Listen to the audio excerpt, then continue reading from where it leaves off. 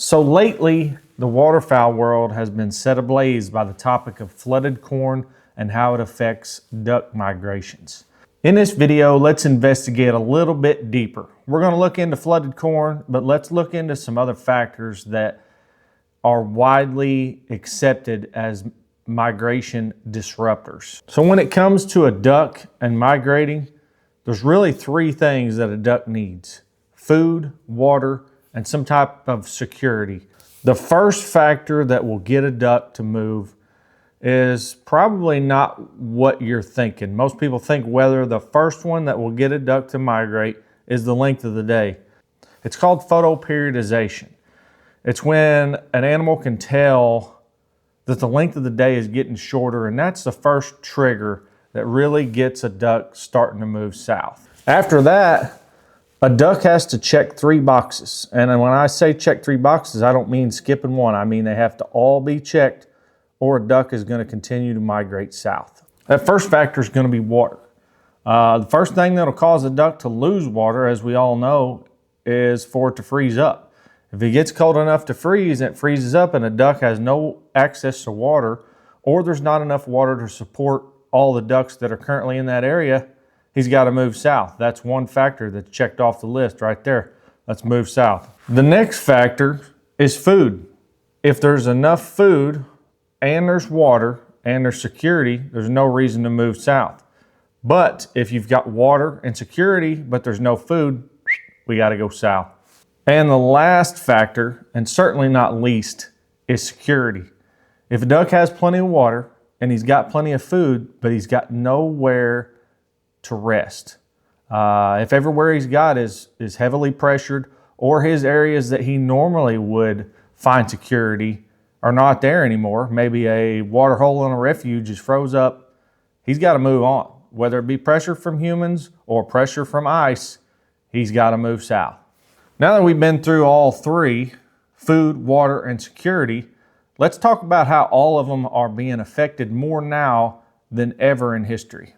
We'll go ahead and start with the food debate. I know the big one is flooded corn, and I'm sure it's a factor, but let's dig a little bit deeper than that. So 30, 40 years ago, whenever you got done harvesting your corn or beans, you tilled it under, leaving nothing left for anything to eat.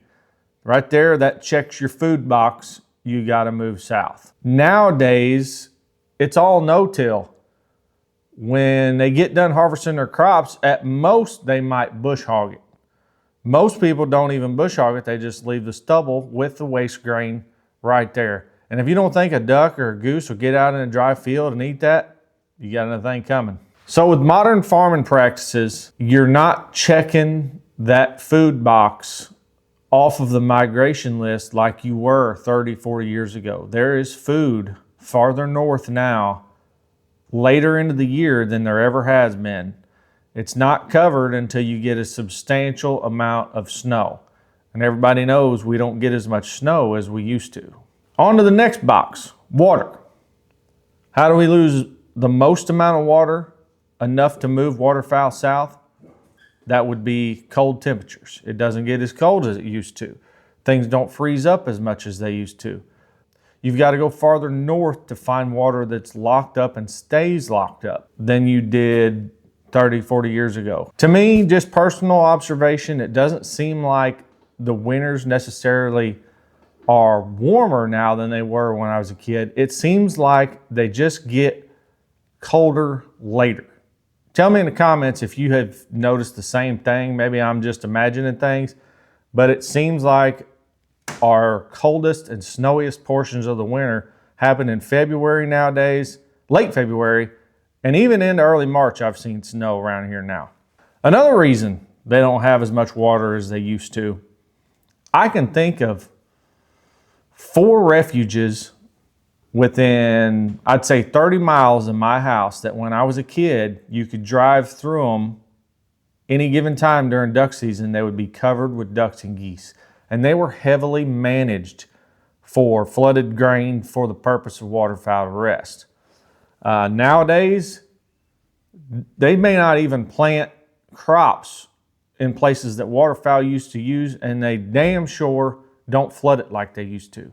And all 4 of them have a lot of public hunting ground all the way around them. So that public hunting always had a place to pull ducks from, and anybody could hunt them for free. Some of them had draws, some of them had first come, first serve, and that's just not there anymore. You don't kill those public birds anymore because the refuges aren't holding any waterfowl. And that one also ties into the security portion. If these refuges aren't managed the way they used to be, they just don't have a place to feel safe. The safe places that they have now are these big private duck farms, which I don't blame them for doing it. I mean, if the refuges aren't going to do it and their business is duck hunting, they've got to have a place for ducks to find that security.